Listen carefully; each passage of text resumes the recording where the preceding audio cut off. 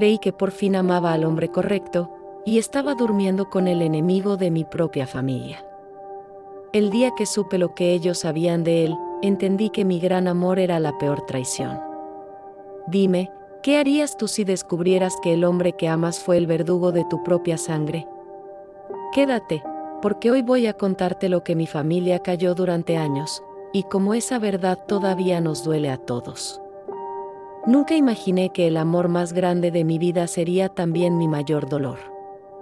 Esa noche, cuando me miró a los ojos, entendí que todo había sido una mentira, y que la mentira no empezaba en él, sino en mi propia casa.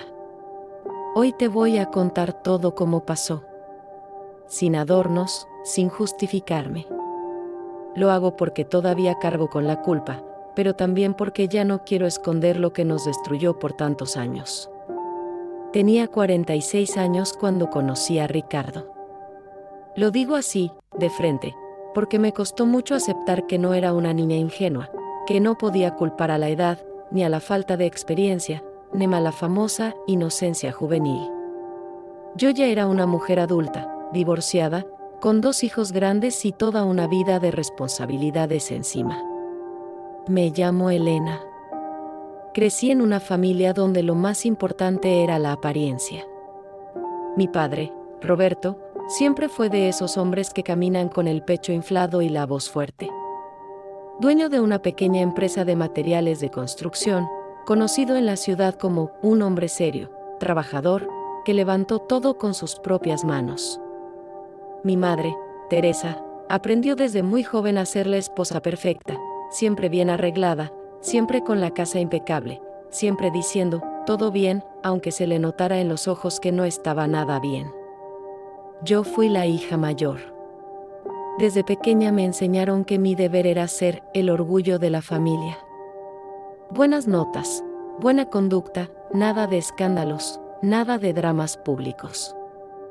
Si lloraba, mi madre me decía en voz baja, no hagas drama, Elena. Las cosas difíciles se resuelven en casa, no en la calle. Eso significaba, no cuentes nada a nadie. Me casé a los 23 años con Andrés, mi novio de la universidad. Él era el tipo de hombre que mi familia aprobaba, tranquilo, trabajador, sin vicios, sin grandes pasiones. Estuvimos juntos 21 años.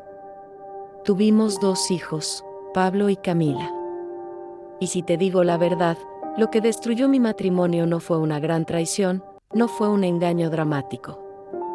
Fue algo más silencioso, esa palabra ni voy a escribir, porque hasta hoy me duele la costumbre, el abandono emocional, sentir que yo era parte de los muebles de la casa.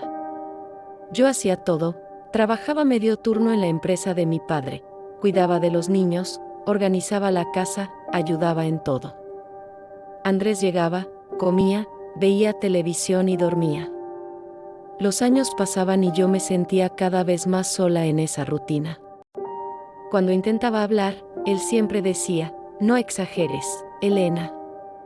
Tenemos una vida buena, tranquila. ¿Qué más quieres? Un día, no supe explicar exactamente por qué, me escuché diciendo en voz alta, quiero sentir que estoy viva. Ese día entendí que no quería pasar los próximos 30 años de mi vida esperando la jubilación y viendo series al lado de un hombre que ni siquiera me miraba de verdad. El divorcio fue un escándalo interno, aunque hacia afuera mi familia siguiera con la cabeza en alto. Mi padre me miró como si yo hubiera tirado al piso el apellido que él tanto cuidó. Me dijo, una mujer decente aguanta. El amor no es felicidad, es compromiso. Mi madre lloró varios días, más por él que por mí. Yo le escuché decirle, pobrecito Andrés, tan buen hombre, ¿qué va a hacer de él ahora? Yo seguía ahí, en la misma casa, oyendo cómo se preocupaban más por el buen hombre que por su hija que se estaba desmoronando por dentro. Pablo y Camila ya eran adolescentes y al principio se pusieron del lado de su padre. Lo entendí. Para ellos era más fácil culpar a la que decidió mover las piezas que al que no hacía nada. Con el tiempo, las cosas se calmaron, pero la marca quedó. A los ojos del mundo, yo seguía siendo esa mujer seria, responsable, que trabajaba con el padre, que cuidaba de la madre, que estaba siempre disponible para todos. Pero por dentro, yo me sentía rota, cansada, culpable. Culpable por haber dejado el matrimonio. Culpable por haber roto el modelo que mi familia veneraba. Culpable, sobre todo, por desear todavía algo que yo no sabía bien cómo nombrar: intensidad, pasión, mirada, piel, palabra, todo mezclado. Y fue justo en ese hueco, en esa grieta interna, donde él entró. La ironía es que, cuando conocí a Ricardo, yo juraba que estaba más fuerte que nunca. Me repetía a mí misma: ahora sí, Elena, ahora vas a elegir bien. Ya sabes lo que no quieres, ahora vas a buscar al hombre correcto. Y en ese momento, yo no tenía ni la menor idea de que mi familia ya conocía, desde hacía años, la verdad sobre él. Y que todos callaron. Ese fue el primer engaño, aunque yo solo lo entendería mucho después. En ese tiempo, yo todavía creía que lo peor que podía pasarme era volver a equivocarme en el amor. No sabía que lo peor era descubrir que aquellos en quienes más confié se quedarían mirando mientras yo caminaba directo hacia el abismo. Y aún así, seguí adelante, convencida de que esta vez haría todo bien. Sin saber que ya era demasiado tarde. Conocí a Ricardo en la empresa de mi padre. Era un jueves por la tarde.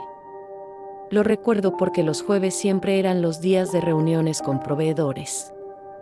Yo estaba revisando facturas, cansada, con la camisa pegada a la espalda por el calor, cuando escuché la voz de mi padre desde la puerta de mi pequeño escritorio: Elena, ven un minuto.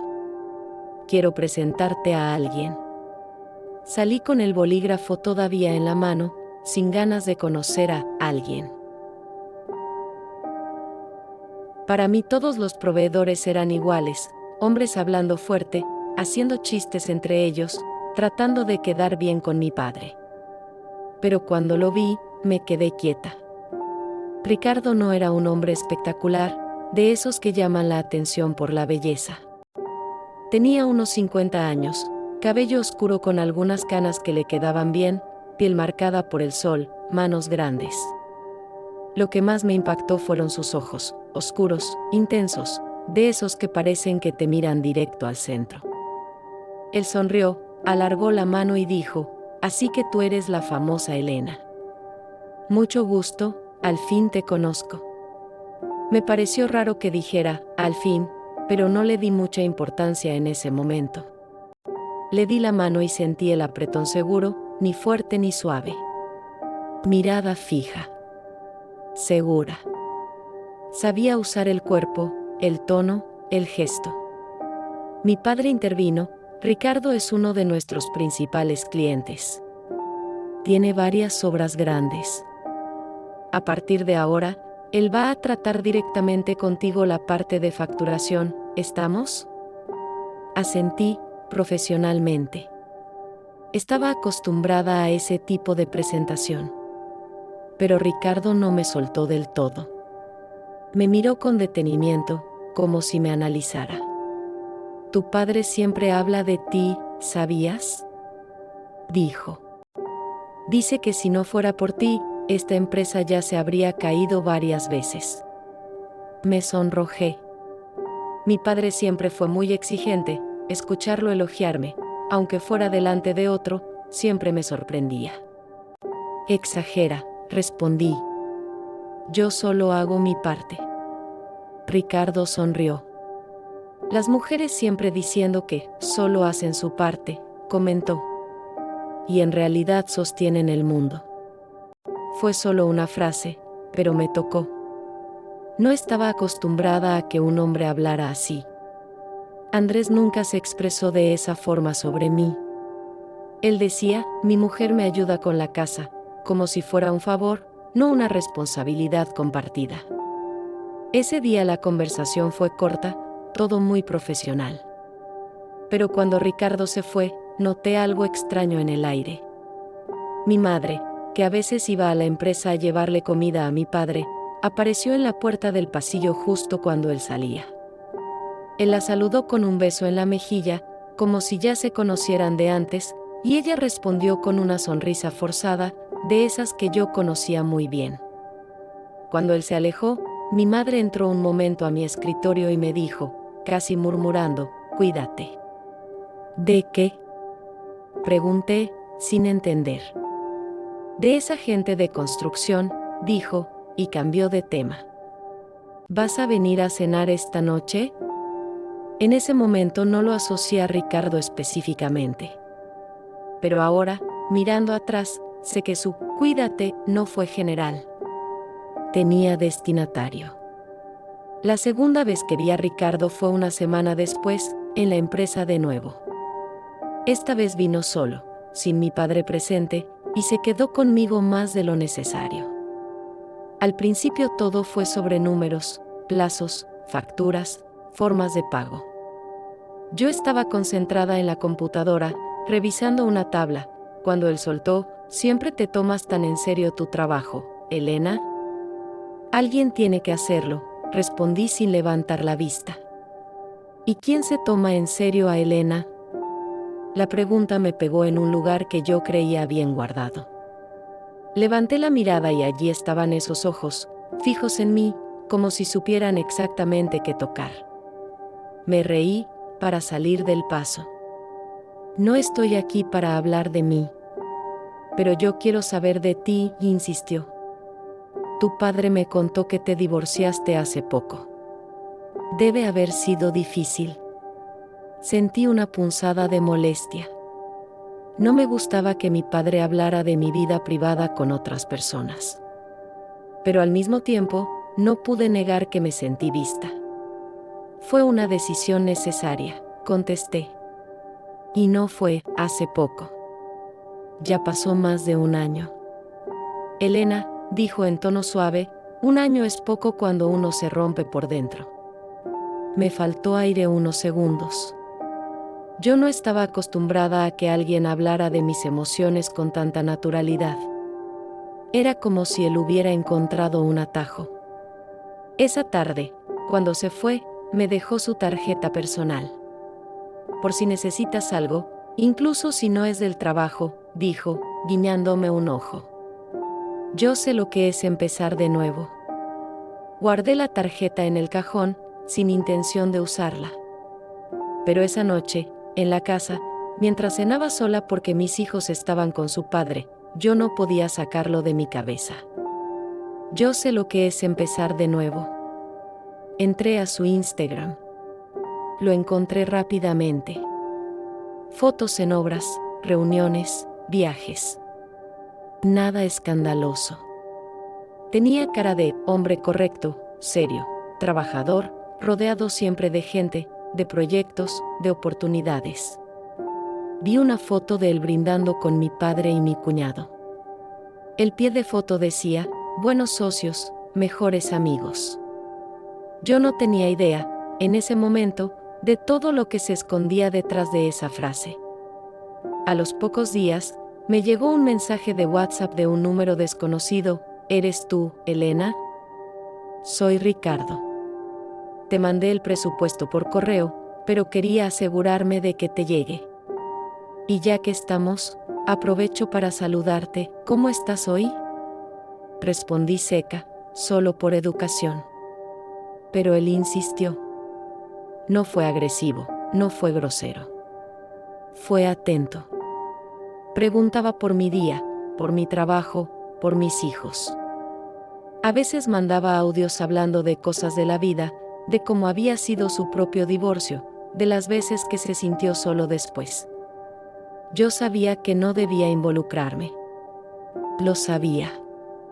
Mi madre me había hecho prometer que, después del divorcio, no me metería en líos. Mi padre siempre repetía que mezclar trabajo y amor era la receta perfecta para el desastre. Y, aún así, cada vez que escuchaba la voz de Ricardo en un audio, sentía que alguien estaba finalmente interesado en saber cómo me sentía y no solo en lo que yo hacía por los demás. Una noche, después de una discusión fuerte con Pablo, que me acusó de haber destruido nuestra familia por un capricho, terminé llorando en la cocina. Tomé el celular casi sin pensar y le mandé un mensaje a Ricardo: perdona la hora. Solo necesitaba hablar con alguien que no me mire como si fuera el villano de la historia. La respuesta llegó en segundos: para mí nunca vas a ser la villana. Si quieres, te llamo. Y me llamó. Esa primera llamada duró más de 1 hora. Hablamos de todo, de mis miedos, de la culpa que sentía, de la soledad, de cómo me veía en el espejo y ya no reconocía a la mujer que estaba ahí. Él escuchó sin apuro, sin decir: no es para tanto. Cada tanto, soltaba frases que me hacían sentir comprendida: te tocó ser la fuerte siempre, ¿verdad? A veces la gente confunde responsable con no tiene derecho a caer. Los hijos tardan en entender que sus padres también son personas. Colgamos casi a medianoche.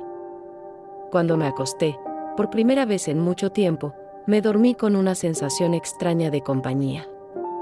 Los días siguientes, las conversaciones se hicieron más frecuentes. En la empresa, él era respetuoso, casi distante. Pero en el celular, se iba acercando. Un día me mandó una foto de un café y escribió: falta que estés tú del otro lado de la mesa.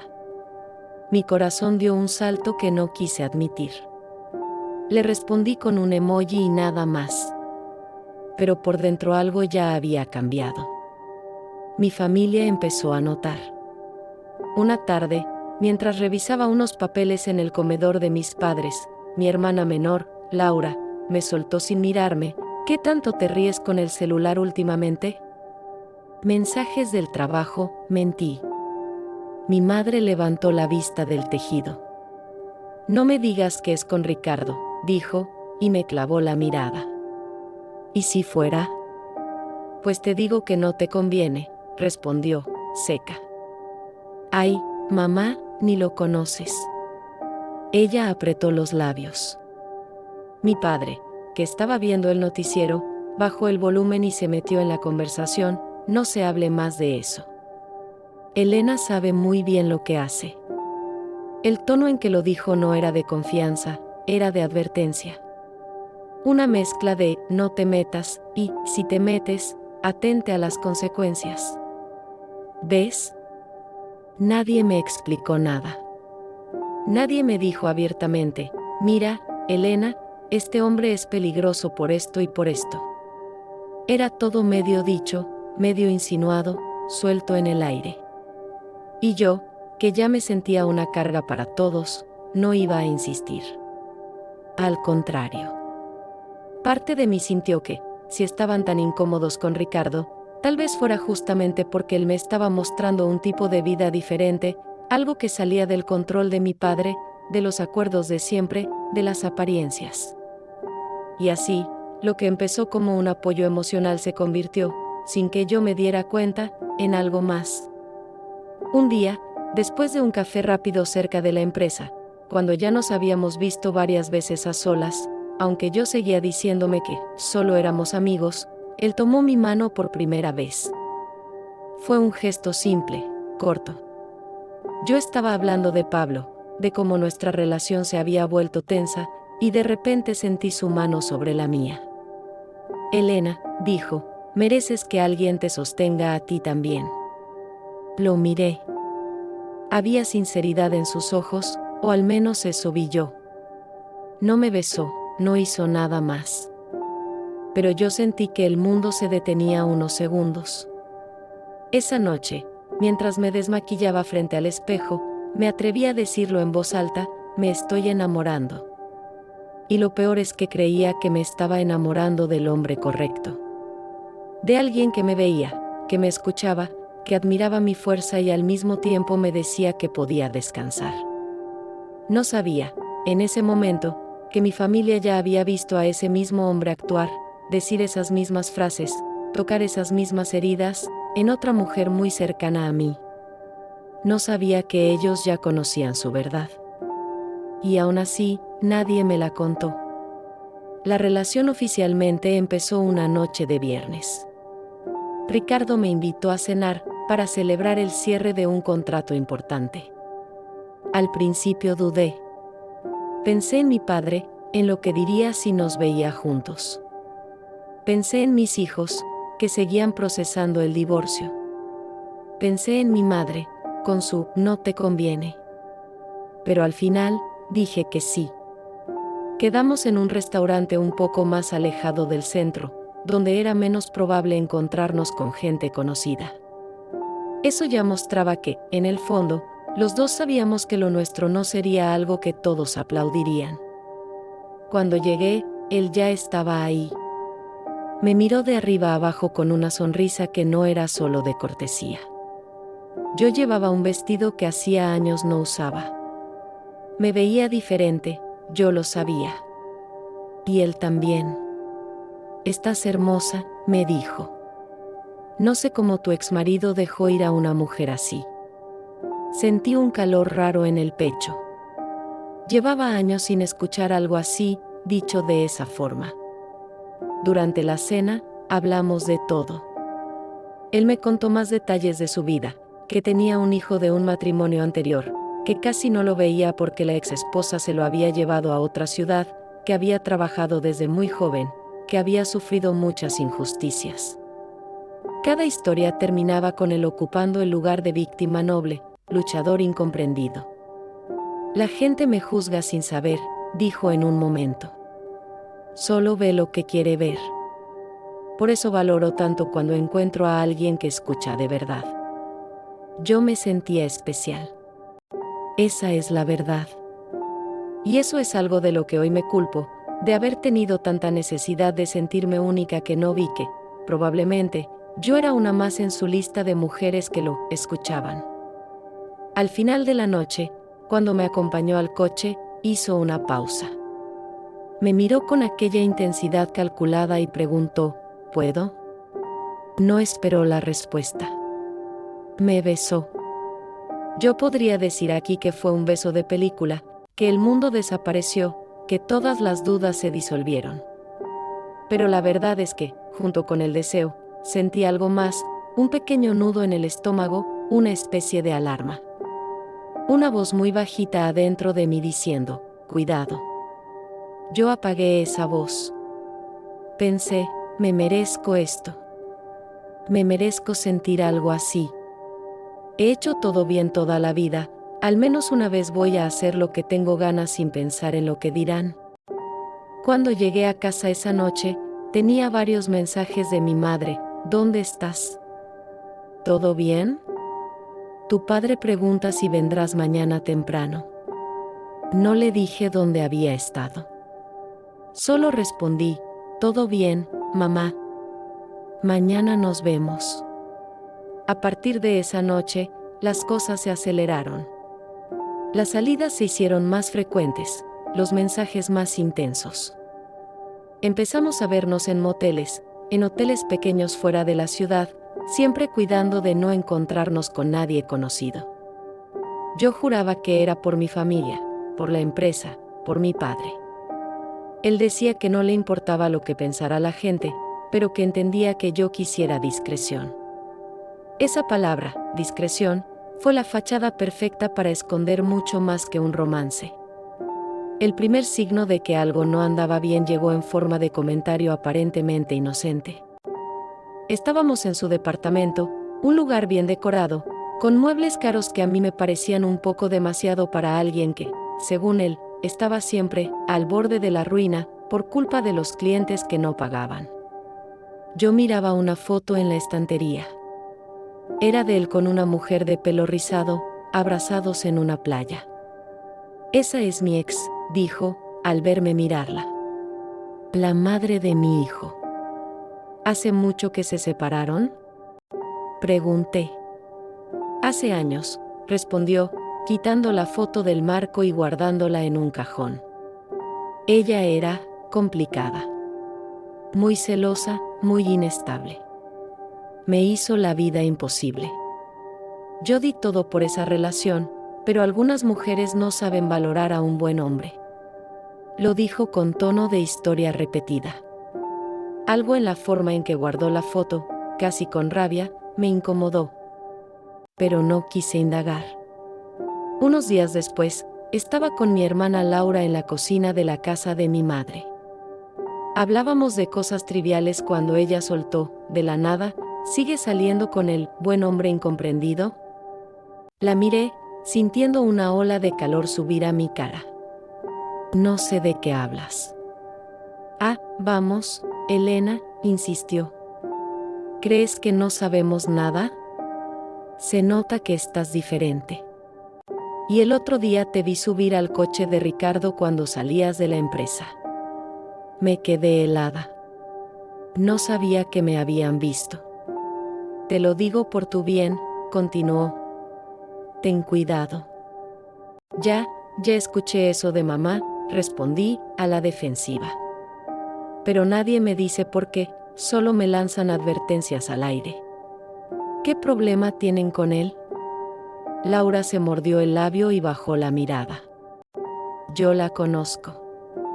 Cuando hace eso, es porque sabe algo que no quiere decir. No me metas en líos, Elena, dijo al final. Solo, no te entregues tanto, ¿sí? Muy tarde, pensé, pero no lo dije. Otro día, en la empresa, pasó algo aún más extraño. Entré en la sala de reuniones para buscar una carpeta y escuché el final de una conversación entre mi padre y mi cuñado, Diego.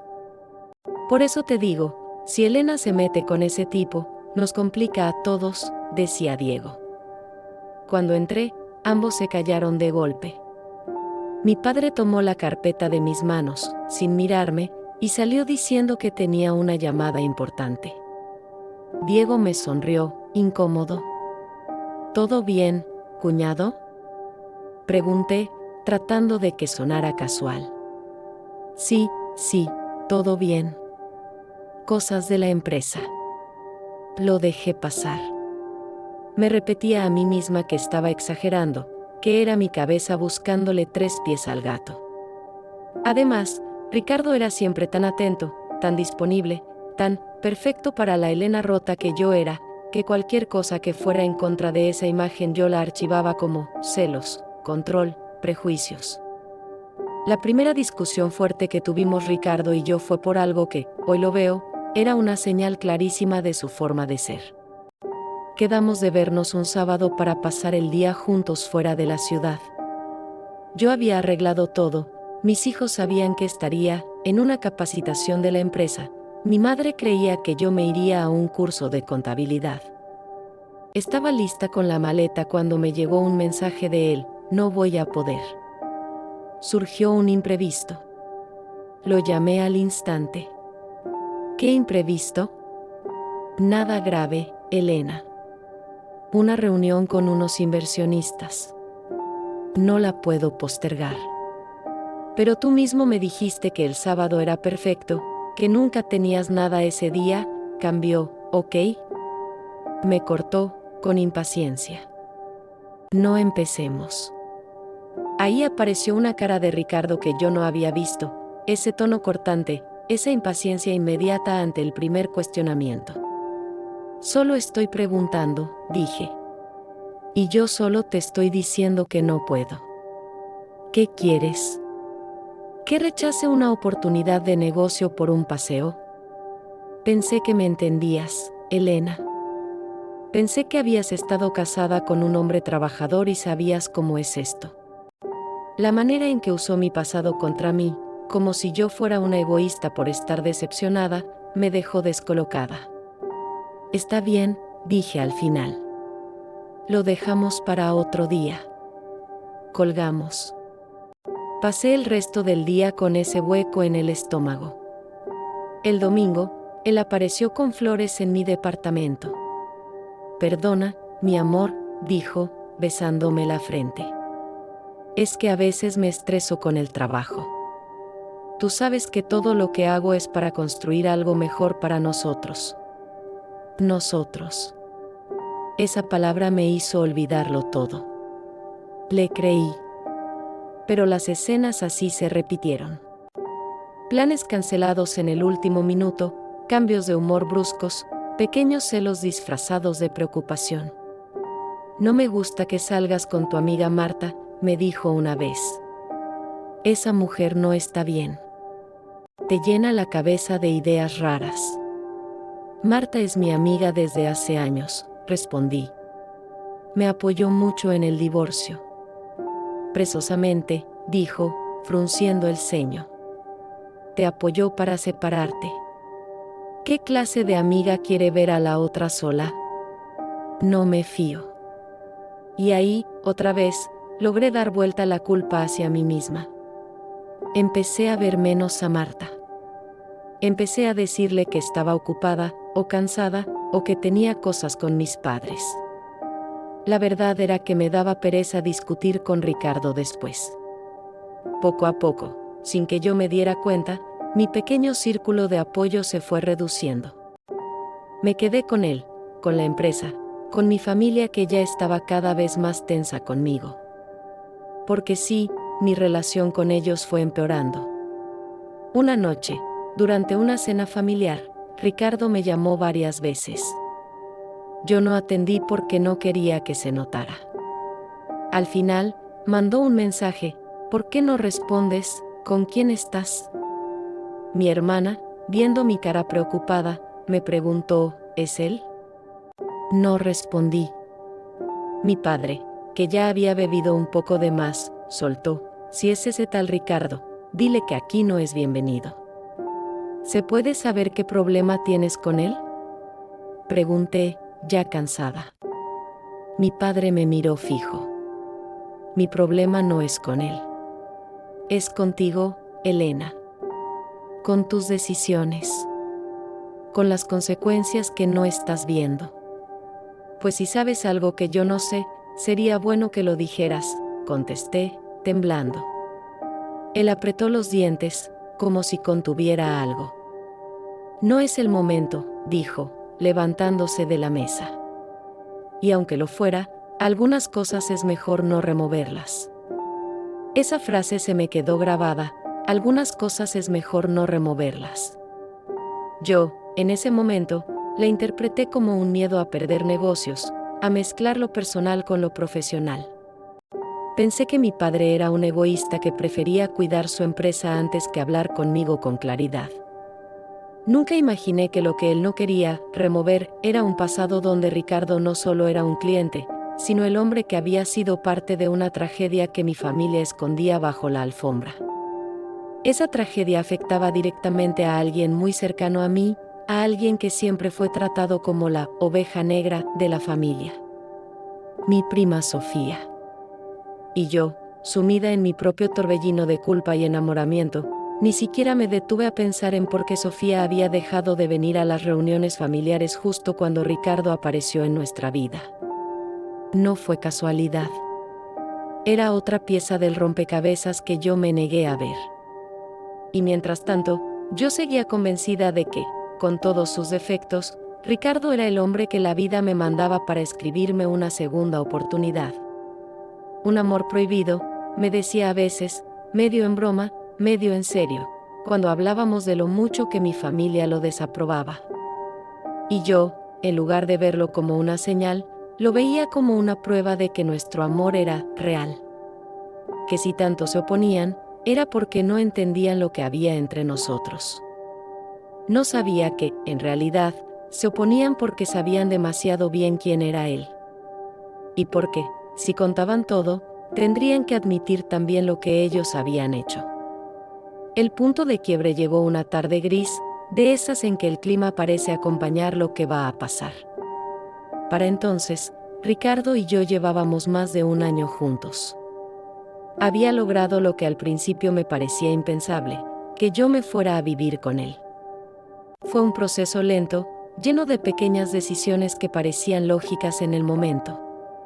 Primero empecé a pasar más noches en su departamento que en el mío. Mis hijos ya estaban casi siempre con su padre, estudiando, trabajando, haciendo su vida. Mi madre se quejaba de que la veía menos, pero luego me mandaba mensajes preguntando si necesitaba algo. Esa contradicción era parte de nuestra dinámica de siempre. Un día, Ricardo sugirió: no tiene sentido que pagues alquiler si casi no estás en tu departamento. ¿Podrías traer tus cosas aquí? Este lugar es grande, y así ahorras dinero. Sonaba razonable. Y era también una forma de apostar por nuestra relación. De decir, esto va en serio. Cuando le conté a mi familia, la reacción fue inmediata. «Estás loca», dijo mi madre. «Apenas lo conoces». «Hace un año que estamos juntos», respondí. «No lo conoces». «Y él a ti tampoco», insistió. Mi padre no dijo nada. Solo me miró con esa mezcla de decepción y rabia que yo conocía desde el divorcio. La única que reaccionó diferente fue mi prima Sofía, que hacía meses no aparecía por la casa. Me llamó de repente, cosa rara, porque nunca fuimos tan cercanas. «Me enteré de que te vas a vivir con Ricardo», me dijo, sin rodeos. «Sí», respondí, a la defensiva. ¿Y?» Del otro lado de la línea, oí cómo tomaba aire. Como si estuviera peleando consigo misma. «Elena», empezó. «Ese hombre no es lo que crees». Sentí el corazón dar un salto. «¿Tú lo conoces?» Hubo un silencio corto. Luego, ella dijo, «Solo te pido que tengas cuidado. Y que, si un día necesitas salir de ahí, me llames. No importa la hora. Yo voy». «¿Qué estás insinuando, Sofía?», pregunté, alterada. «Nada», dijo, rápido. «Perdona. Olvida lo que dije». Y cortó. Fui corriendo a hablar con mi madre. «¿Qué historia tiene Sofía con Ricardo?», pregunté.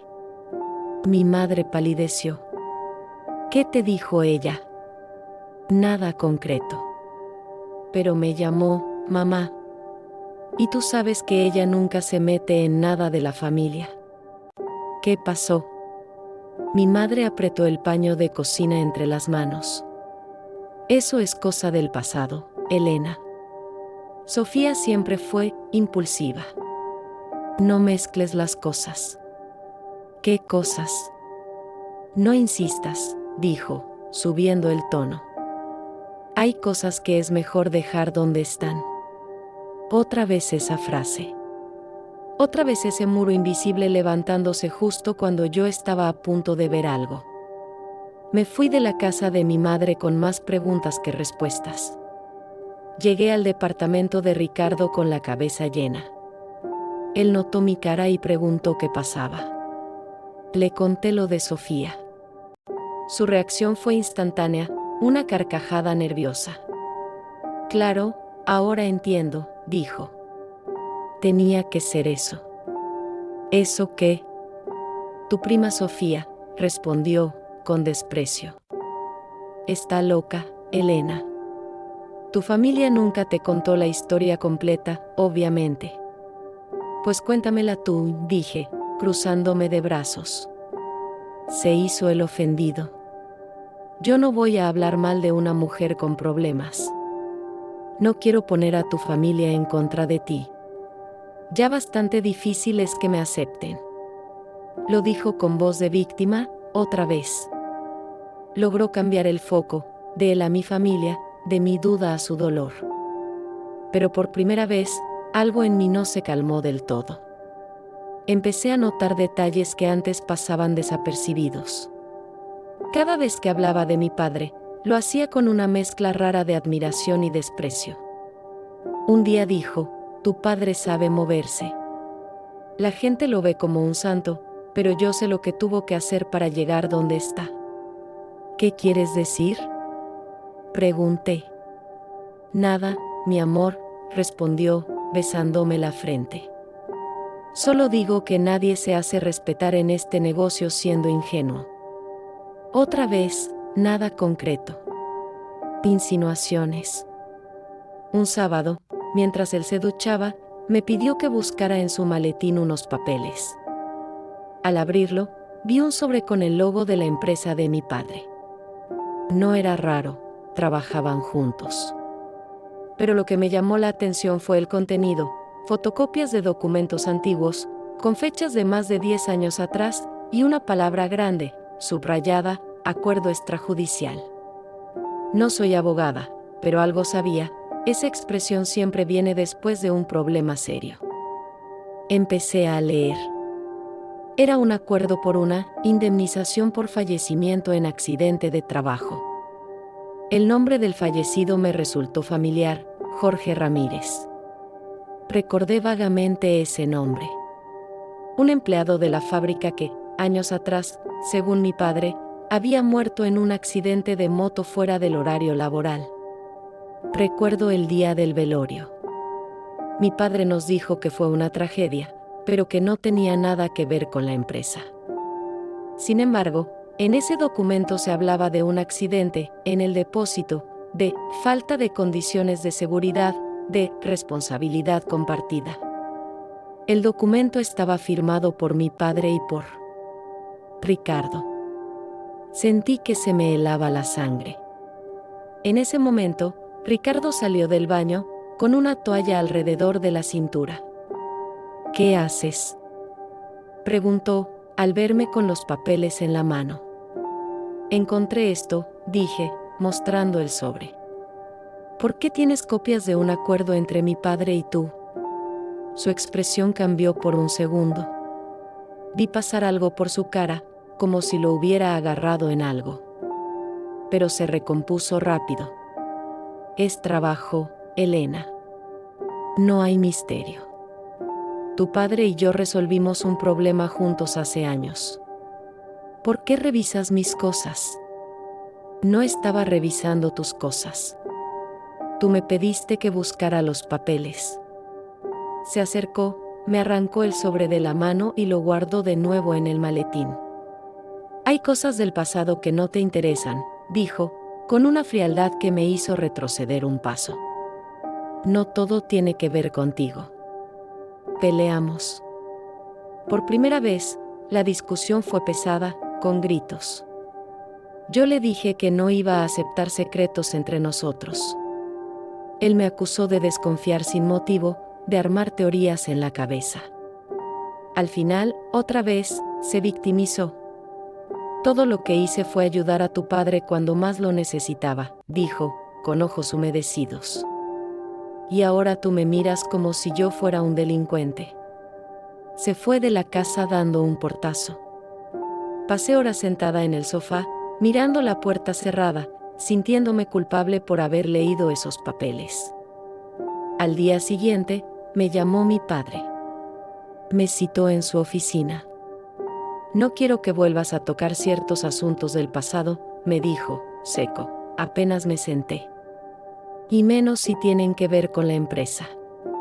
¿Ricardo te contó que vi los documentos del acuerdo?, pregunté. Él no tenía por qué tener esos papeles, respondió mi padre, esquivando la pregunta. Y tú tampoco. ¿Por qué le mentiste a la familia sobre la muerte de Jorge Ramírez? Solté, de golpe. Mi padre me miró como si le hubiera clavado un cuchillo. Cuida cómo me hablas, Elena. Nos dijiste que fue un accidente de moto, fuera de la empresa. Pero en esos papeles habla de un accidente en el depósito. ¿Qué pasó realmente? Él respiró hondo. Se levantó, caminó hasta la ventana, miró hacia afuera unos segundos. Cuando habló, lo hizo con esa voz tensa que yo le conocía de otros momentos en que estaba al borde de perder el control. No entiendes cómo era la situación en esa época. La empresa estaba mal, la seguridad no era la mejor, había muchas cosas que mejorar. Ese hombre no obedeció las normas, y pasó lo que pasó. Murió, papá, dije, sintiendo un nudo en la garganta. No es lo que pasó. Se murió. ¿Y qué querías?, replicó. Que cerrara la empresa, que quedáramos todos en la calle. El acuerdo fue lo mejor para todos. La viuda recibió dinero, la empresa siguió funcionando. ¿Y Ricardo? ¿Qué papel tuvo él? Mi padre dudó, pero al final respondió, él fue el intermediario. Nos ayudó con los trámites, con los contactos. Sin él, habría sido peor. La forma en que lo dijo me dejó claro que había más. Mucho más. Salí de esa reunión con una mezcla extraña. Por un lado, rabia hacia mi padre por haber mentido. Por otro, miedo de enfrentar lo que significaba que Ricardo estuviera en el medio de ese asunto. Esa noche, Ricardo apareció en nuestro departamento con una actitud diferente. Ya no estaba ofendido. Estaba seguro, casi desafiante. «Hablaste con tu padre, ¿verdad?», dijo, apenas cerró la puerta. «Sí. Entonces ya sabes que sin mí, tu familia podría haber terminado muy, pero muy mal». Me miró con una sonrisa que no llegaba a los ojos.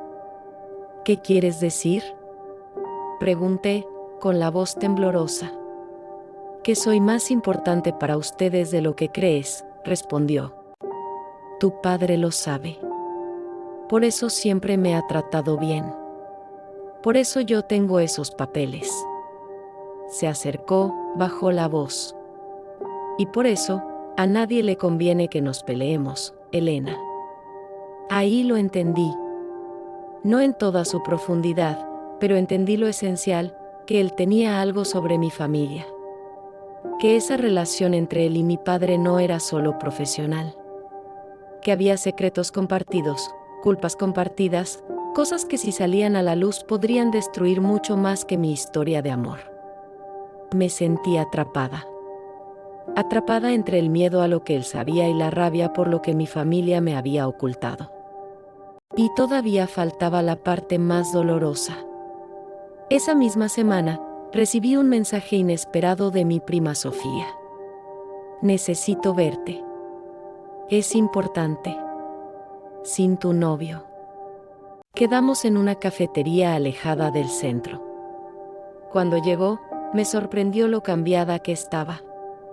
Más delgada, con ojeras marcadas, pero con una especie de determinación en los ojos que no le conocía. No perdió tiempo. «Yo estuve con Ricardo», dijo, directo, casi como si le doliera pronunciar su nombre.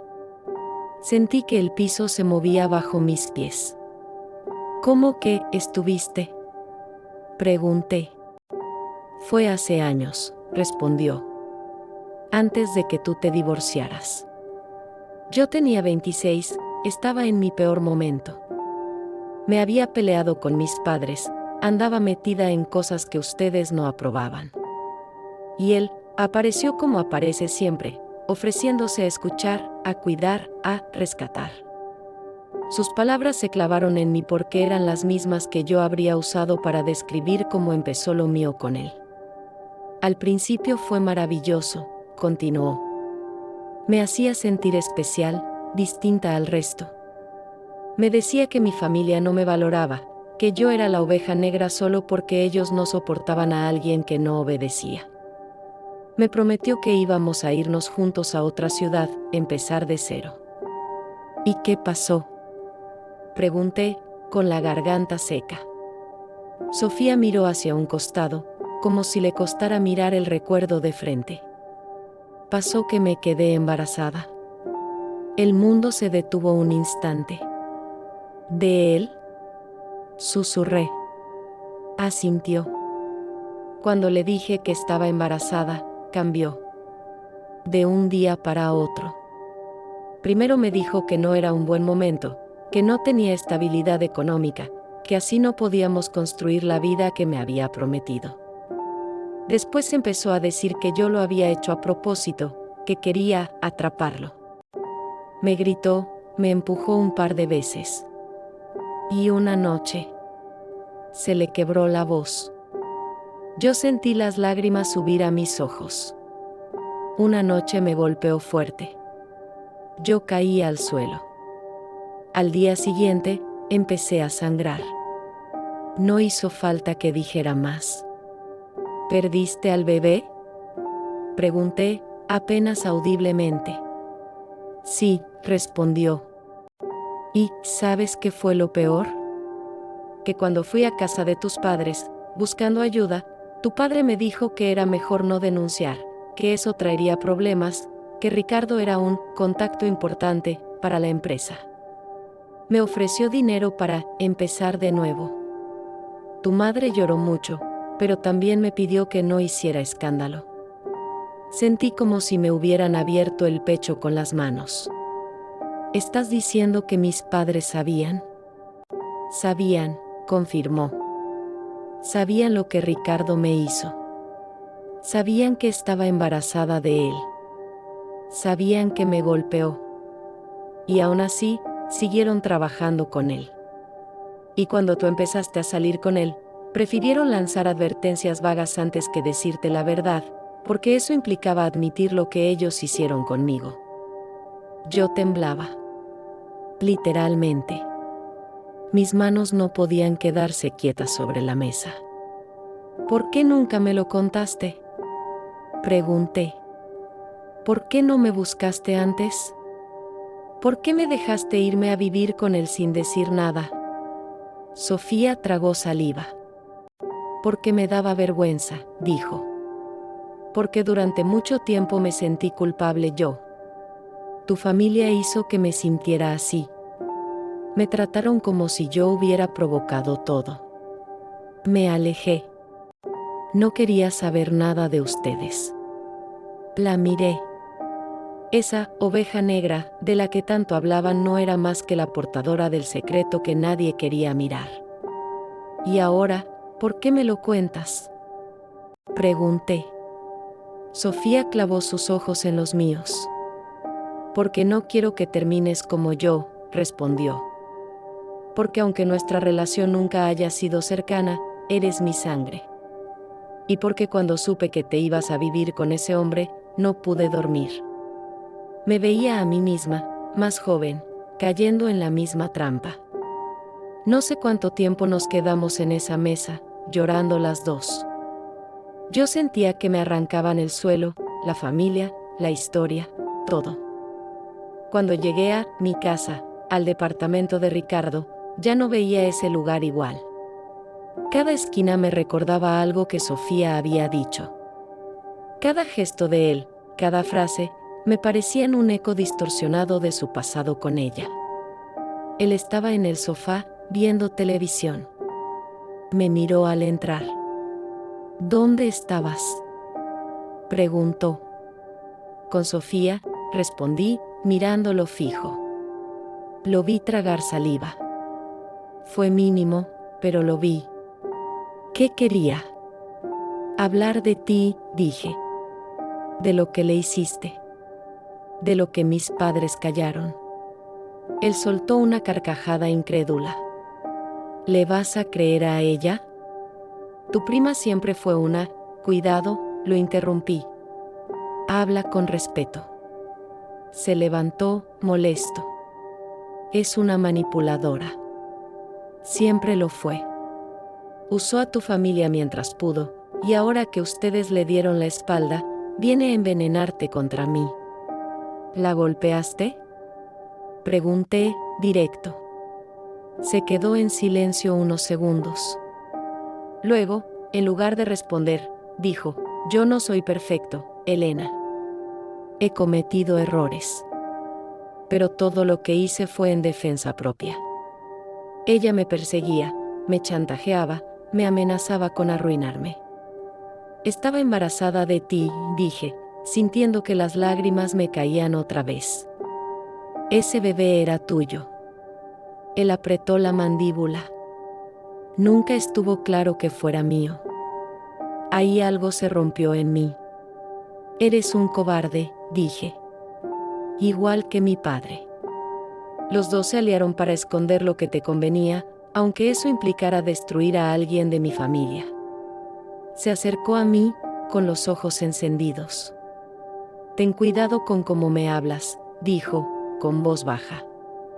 No sabes con quién te estás metiendo.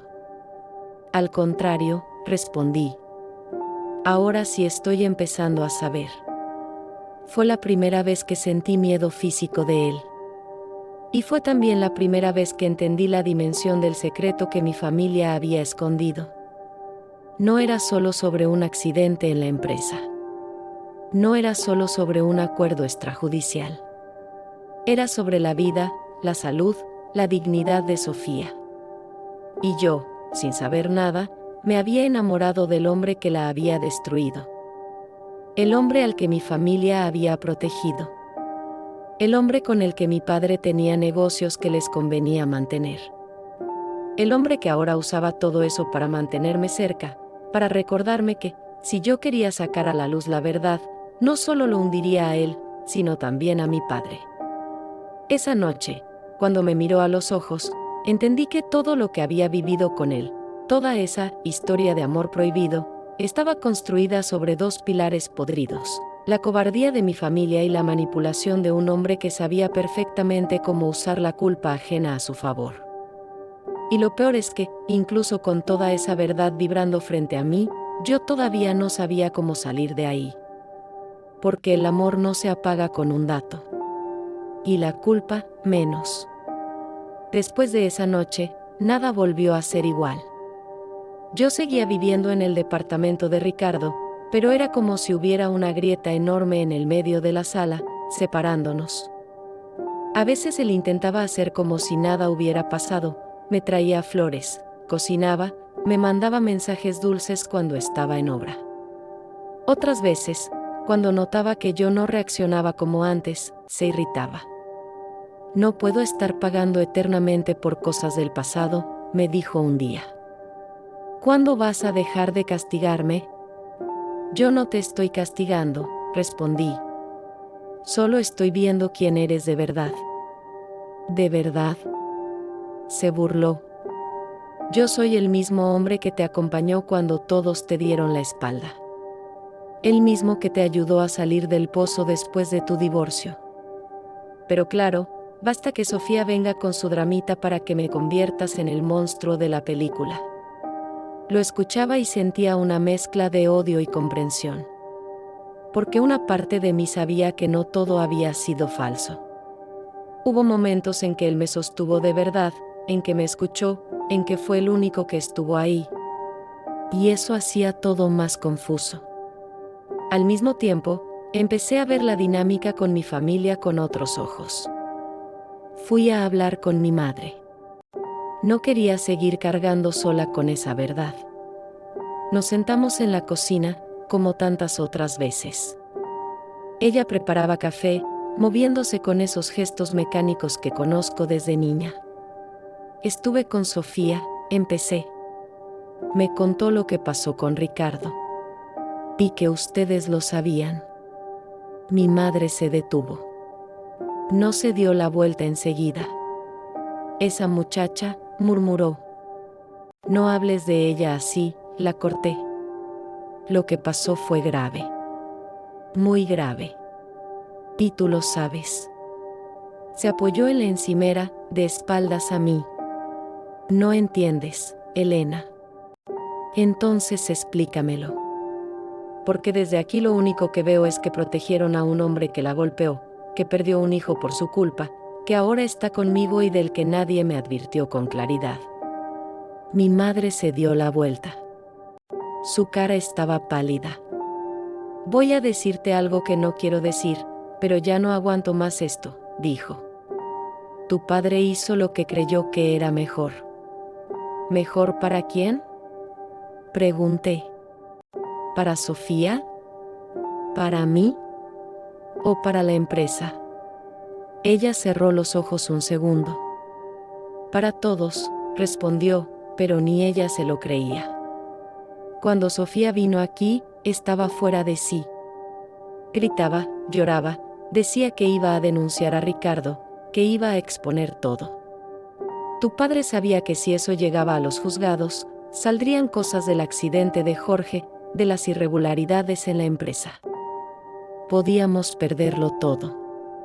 ¿Y qué hay de lo que ella perdió? Pregunté, con la voz quebrada. ¿Qué hay de ese bebé? ¿De su cuerpo? ¿De su vida? Las lágrimas empezaron a correr por mi cara y por la de ella. Yo, dijo, sentándose al fin. Yo no estuve de acuerdo con tu padre. Pero no tuve fuerzas para enfrentarle. Llevo toda la vida obedeciendo. Toda la vida callando.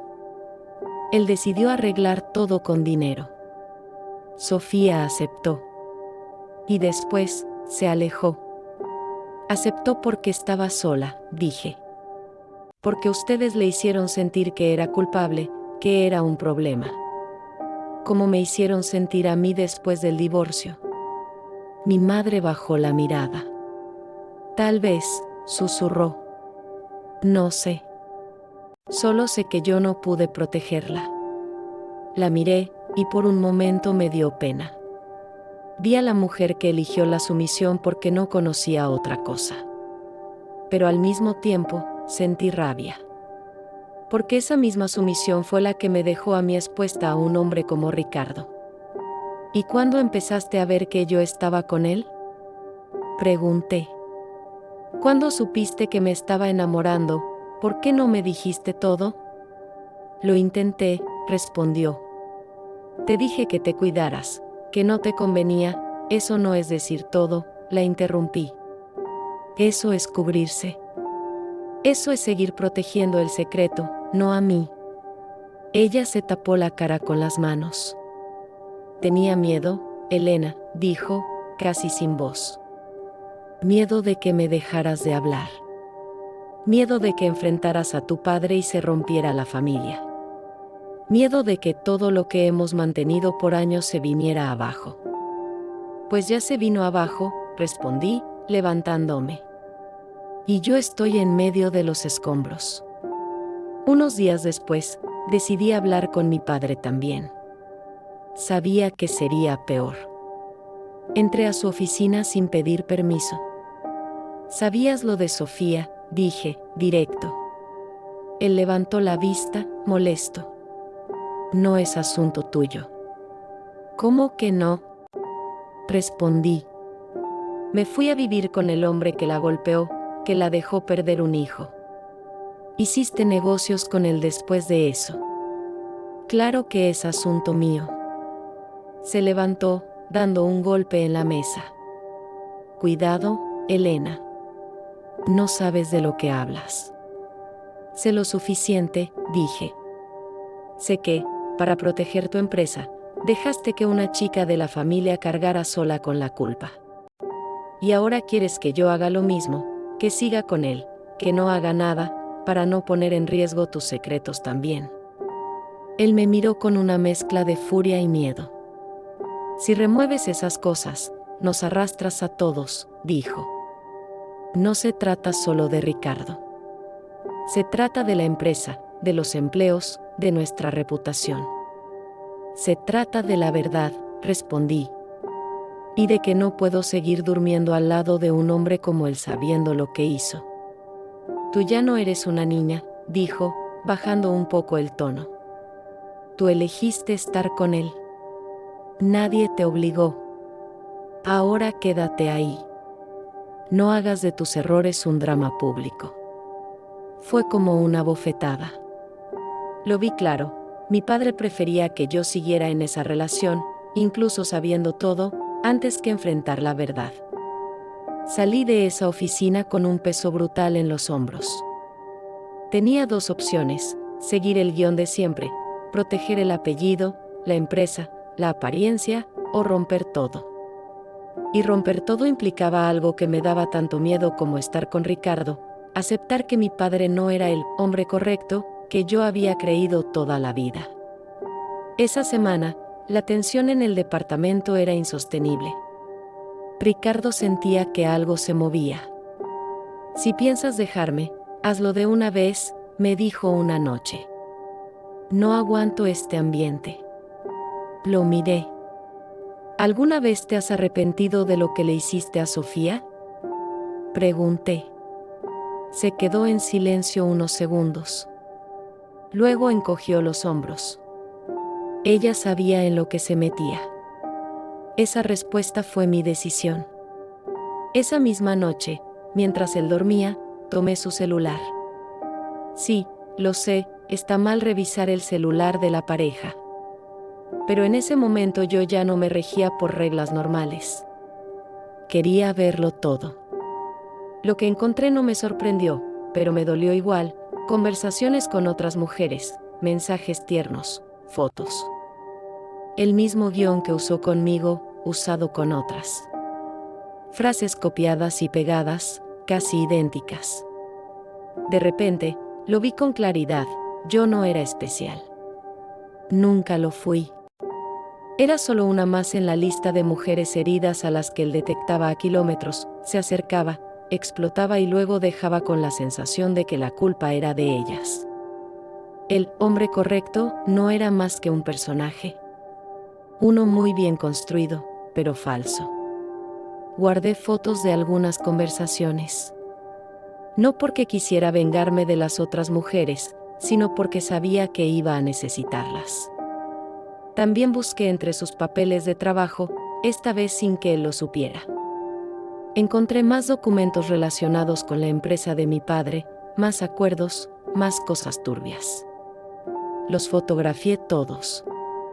Empecé a armar un pequeño archivo, como quien junta pruebas no solo de un delito, sino de un sistema de mentiras. Sabía que estaba jugando con fuego. Si él descubría lo que hacía, no sabía de qué sería capaz. Pero también sabía que, si me iba de ahí sin nada, todos se quedarían en su lugar cómodo: él, mi padre, la empresa, el relato de que las cosas se resolvieron en casa. Yo ya no quería que se resolvieran en casa. Quería que salieran a la luz. Hablé con un abogado. Fui con miedo, con vergüenza, sintiéndome traidora. Le conté todo: lo de Sofía, el accidente de Jorge, los acuerdos, la relación con Ricardo. Si lo que dice es verdad, hay materia para reabrir el caso, me dijo. Tanto del accidente como de la agresión a tu prima. Pero tienes que estar preparada. Esto va a afectar a tu padre, a la empresa, a toda tu familia. Lo sé, respondí, con un nudo en la garganta. Pero ya los ha afectado. Solo que en secreto. Lo más difícil fue hablar con Sofía de mi decisión. No quiero que revivas todo esto por mi culpa, le dije. Ella me miró fijo. Yo ya lo revivo cada noche, respondió. La diferencia es que si ahora lo hacemos visible, ya no voy a sentir que todo aquello fue por nada. Hicimos un plan. No te voy a dar detalles técnicos, porque no es esa la historia. Lo importante es que decidimos ir juntas a denunciar. Y para eso, necesitábamos un día en que supiéramos que Ricardo estaría fuera de la ciudad. Ese día llegó. La noche anterior, casi no dormí. Lo miraba mientras preparaba la maleta para un viaje de negocios, pensando en todo lo que yo sabía y él no. Cuando vuelva, deberíamos hablar de nuestro futuro, dijo, sin saber que ese futuro ya no existía. Podríamos comprar una casa juntos, lejos de tu familia. Empezar de verdad desde cero. Casi me reí. Pensé, qué bueno eres para decir lo que una quiere oír. Cuando cerró la puerta, sentí una mezcla de alivio y terror. Fui a la comisaría con Sofía. Contamos todo. Ella habló de la agresión, del embarazo, de la presión de mi familia para que no denunciara en su momento. Yo hablé del accidente en la empresa, de los acuerdos, de los documentos que había fotografiado. No fue fácil. No fue rápido. Hubo policías que nos miraron con desconfianza, otros que hacían preguntas que parecían querer poner en duda nuestra versión. Pero seguimos. ¿Estás segura de querer seguir adelante?, me preguntó uno de ellos. Esto puede traer consecuencias para usted también. Estoy segura, respondí, y en ese momento, por primera vez en mucho tiempo, me creí. Cuando salimos de ahí, Sofía me abrazó. Lloró en mi hombro. Yo también. Pase lo que pase, me dijo, gracias por no dejarme más sola en esto. Volví al departamento sabiendo que ya no era mi casa. Tenía que recoger mis cosas, irme, enfrentar a Ricardo. No quería hacerlo por mensaje. No quería desaparecer. Quería mirarlo a los ojos. Cuando volvió de su viaje, notó algo distinto en el aire. Yo ya tenía varias maletas preparadas. ¿Qué es esto?, preguntó, mirando alrededor. Me voy, dije, simple. Se quedó quieto unos segundos. No seas ridícula, Elena. ¿Otra de tus crisis? No es una crisis, contesté. Es una decisión. Fui a la policía. Con Sofía. El color desapareció de su cara. ¿Qué hiciste?, dijo, en voz baja. Contar la verdad, respondí. Toda. Lo de Sofía. Lo del accidente. Lo de los acuerdos. Se acercó a mí con paso rápido. Por un segundo pensé que me golpearía. Pero se detuvo a poca distancia. ¿Tienes idea de lo que acabas de hacer?, escupió. Vas a arruinar la vida de tu padre. Vas a destruir tu familia. Y por nada. Porque al final, no va a pasar nada. Los ricos siempre se salvan, ¿no te has dado cuenta? Tal vez, dije. Pero al menos, esta vez, no va a ser en la oscuridad. Y tú tampoco vas a salir limpio. Se rió, una risa amarga. ¿Crees que la justicia se va a poner del lado de una loca resentida como Sofía y de una divorciada culpable como tú? Tus hijos te van a odiar aún más. Tu padre no te lo va a perdonar jamás. Cada frase era una puñalada. Y el problema es que, en parte, tenía razón. Yo sabía que venía una tormenta, que me arriesgaba a perder lo poco de familia que me quedaba. Pero había algo que él no contaba. Yo ya había pasado por el infierno de ser la culpable de todo. Lo conocía. Y esta vez, si iba a ser culpable, prefería ser culpable de haber dicho la verdad. Me acerqué a mi maleta, la cerré y la tomé.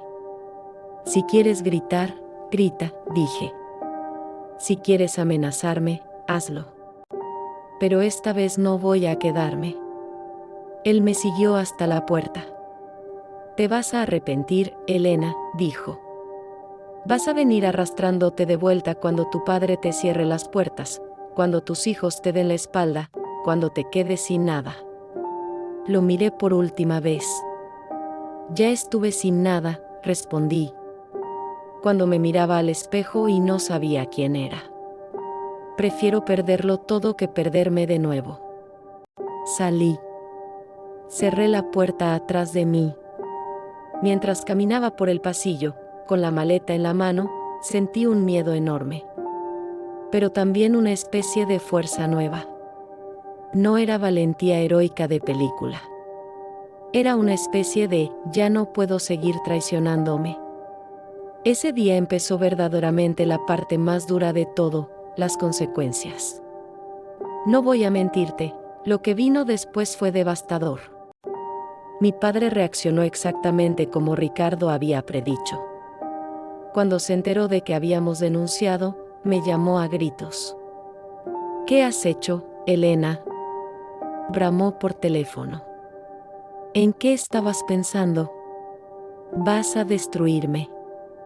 No te estoy destruyendo yo, respondí. Solo estoy dejando que se vea lo que hiciste. Todo lo que hice fue por esta familia, replicó. Por ti, por tu hermana, por tus hijos. Y así me pagas. En su relato, él era el proveedor sacrificado, el mártir. Para aceptar la verdad, tendría que salir de ese lugar. Y no estaba dispuesto. Mi madre estaba deshecha. No sé de qué lado ponerme, me dijo, llorando. Los amo a los dos. Esto no es un partido, respondí. No se trata de lados. Se trata de lo que pasó. De lo que hicieron. Tu padre puede ir preso, susurró, con terror en los ojos. Sofía perdió un hijo, le recordé. Y nadie fue preso por eso. Mis hijos también se vieron arrastrados a esta tormenta. Pablo, el mayor, me llamó furioso. ¿Es verdad que denunciaste al abuelo?, preguntó. ¿Qué te pasa, mamá? No denuncié solo al abuelo, dije, tratando de mantener la calma. Denuncié un sistema de mentiras. Y a Ricardo también. Ese tipo siempre me cayó mal, respondió. Pero el abuelo, él siempre estuvo para nosotros. ¿Y para Sofía?, pregunté. Se quedó callado unos segundos. No sé, mamá. Solo sé que siento que todo se está rompiendo. Y otra vez eres tú la que está en el centro. Esas palabras dolieron más que un golpe. Otra vez yo era la que rompe todo. Camila, en cambio, fue más receptiva. Vino a mi departamento, uno pequeño que pude alquilar gracias a mis propios ahorros, porque obviamente ya no podía seguir en el círculo de la empresa, y se sentó conmigo en el sofá. Quiero que me cuentes todo, me dijo. Le conté, sin ahorrar detalles. Sobre Ricardo, sobre Sofía, sobre el accidente en la empresa, sobre los acuerdos, sobre mi propio papel en todo eso. Ella escuchó en silencio. Cuando terminé, tenía los ojos llenos de lágrimas. Te juzgué muy duro cuando te divorciaste de papá, dijo. Pensé que eras egoísta. Pero ahora, no sé. Siento que siempre cargaste con cosas que no eran solo tuyas. Yo también cometí errores, hija, le dije. No estoy contando todo esto para quedar como víctima. Me equivoqué al cerrarme, al no escuchar las advertencias, al no insistir cuando vi cosas raras. Pero hay cosas que van más allá de mis errores. Me tomó de la mano. No sé cómo va a terminar todo esto, dijo. Pero esta vez estoy contigo. Ese gesto, esa frase, fue una especie de salvavidas en medio del mar. El proceso judicial fue largo. Hubo audiencias, declaraciones, peritajes. Salieron a la luz cosas que ni yo sabía, irregularidades en la empresa, negligencias en seguridad, informes falsificados. El nombre de mi padre empezó a aparecer en los periódicos locales. No como el empresario ejemplar, sino como el dueño de una empresa investigada. Ricardo, por su parte, fue quedando cada vez más expuesto. No solo por lo que había hecho con Sofía, sino por otros casos que empezaron a aparecer. Otras mujeres lo señalaron. Otros contratos turbios salieron a flote. Alguien como él no se mantiene limpio durante años sin dejar rastros. Al final, la justicia que se hizo no fue perfecta, pero fue algo. Mi padre no fue a prisión. Tenía buenos abogados, edad avanzada, un historial que jugaron a su favor. Pero se vio obligado a aceptar responsabilidad en el accidente, pagar indemnizaciones mucho más altas, invertir en mejoras reales en la seguridad de la empresa. Lo más duro para él no fue el dinero, sino tener que admitir públicamente que no había sido el santo que todos creían. Ricardo sí tuvo consecuencias más visibles. Fue condenado por agresión a Sofía, aunque la pena no fue tan alta como ella habría querido. También tuvo que responder por extorsión en relación con los acuerdos de la empresa. Pasó un tiempo en la cárcel, pero lo que más lo destruyó fue perder su reputación, su imagen de hombre de negocios respetable. Lo vi una vez, de lejos, saliendo del juzgado. Estaba más delgado, con el rostro cansado. Por un momento, sentí pena. Porque, más allá de todo, hubo una parte de mí que lo amó de verdad. Pero enseguida recordé el rostro de Sofía contando cómo perdió a su bebé, recordé mis propias noches de llanto, mis amigos alejados, mis hijos confundidos. La pena se mezcló con una especie de distancia. No me acerqué. No había nada más que decir. Con mi padre, la relación quedó quebrada. Durante varios meses no nos hablamos. Él me culpaba por haber expuesto todo. Yo lo culpaba por haber callado durante años. Mi madre estaba en el medio, tratando de sostener lo insostenible. Hubo una cena, mucho tiempo después, en que nos sentamos los tres en la mesa de siempre. La casa parecía igual, pero no lo era. No sé si algún día podré perdonarte del todo, le dije a mi padre. Y yo no sé si podré perdonarme a mí mismo, respondió, sorprendiéndome. Lo miré. Por primera vez, vi en él no solo al hombre autoritario, sino al viejo cansado que se daba cuenta de que sus decisiones habían tenido un costo altísimo. Siempre pensé que te estaba protegiendo, continuó. Que proteger la empresa era protegerte también. Protegerlos a todos. Pero ahora veo que, en el camino, dejé caer a gente que también era todos. Sofía no vino a esa cena. Todavía no está lista para sentarse a la mesa con él. Y yo lo entiendo. Mi culpa ahora es diferente. Antes, me sentía culpable por no haber sido la hija perfecta, la esposa perfecta, la madre perfecta. Me culpaba por desear amor, por querer algo más. Me culpaba por haber elegido mal. Ahora, mi culpa tiene otro matiz, me pesa haber sido parte, aunque sea por omisión, de un sistema de silencios que dañó a gente que yo quería. Me pesa haber tardado tanto en escuchar a mi intuición, en hacerle caso a esas pequeñas señales que ignoré porque me daba miedo enfrentar lo que venía después. Pero al mismo tiempo, sé que, si no hubiera dicho basta, todo seguiría igual. Ricardo seguiría rondando mujeres vulnerables, usando sus heridas como puerta de entrada. Mi padre seguiría creyendo que su manera de protegernos era encubrir. Sofía seguiría cargando sola con su historia, pensando que nadie la creería. La justicia que se hizo no fue de telenovela. Nadie terminó completamente destruido, nadie terminó completamente redimido. Fue una justicia a medias, como casi todas en la vida real. Yo pagué un precio alto. Perdí la comodidad de creer que mi familia era un lugar seguro. Perdí la ilusión de que el amor, por sí solo, puede salvar a alguien. Perdí amigos que no supieron cómo tratarme después de que salí en los chismes, por lo del juicio. Perdí la posibilidad de volver a la empresa sin sentir que piso un suelo contaminado. Pero gané otras cosas. Gané la capacidad de mirarme al espejo sin sentir que me estoy traicionando. Gané una relación más honesta con mis hijos, sobre todo con Camila, que ahora me ve no solo como mamá, sino como mujer que se equivoca y se levanta. Gané a Sofía de verdad, no como la prima problemática, sino como una aliada que me enseñó que a veces la persona más señalada es la que más verdad carga.